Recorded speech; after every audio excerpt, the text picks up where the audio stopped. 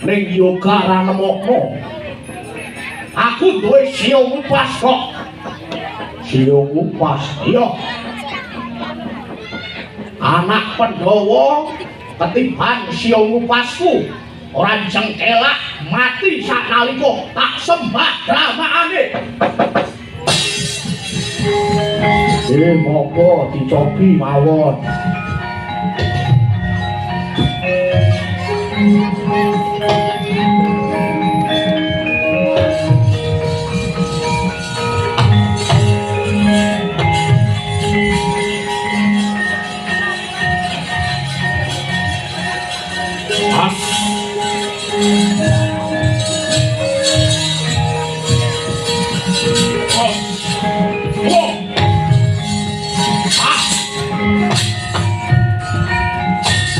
Ayo dicelok kok aduan lu. Bos. Angel iki. Ora kena dituturi.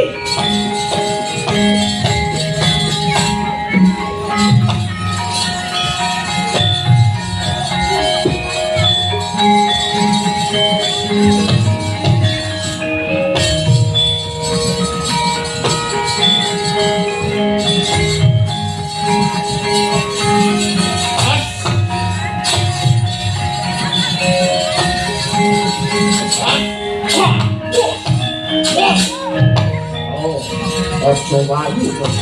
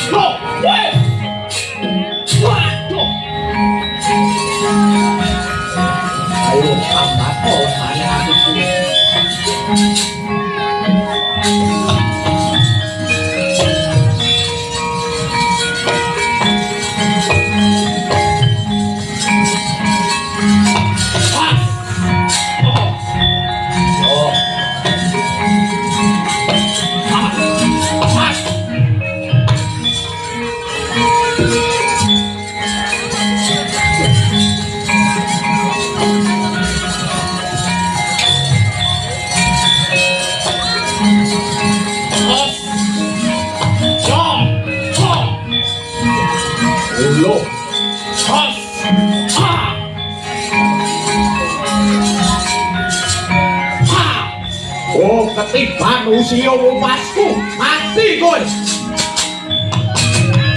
Mati kowe.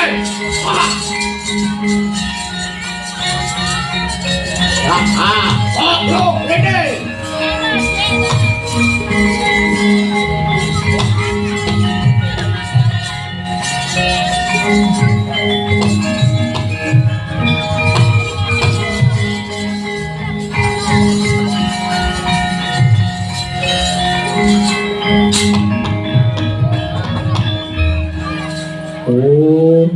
Wonten apa, Den? Iki lho, jagoanmu mati. Mula aja sok pisan-pisan.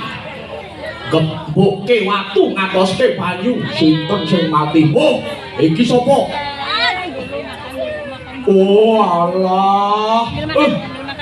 Raden Antarja.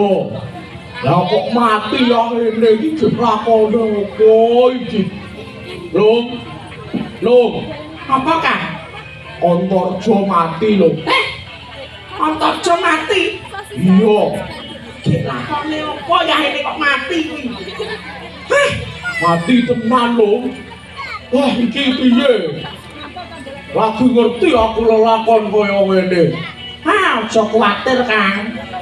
Antarja kuwi mung ngaso. Ngaso piye nyatane mati? Nyatane mati. Ketiban siung pas. Mati dening aku. Mati apane? Kuwi ora mati.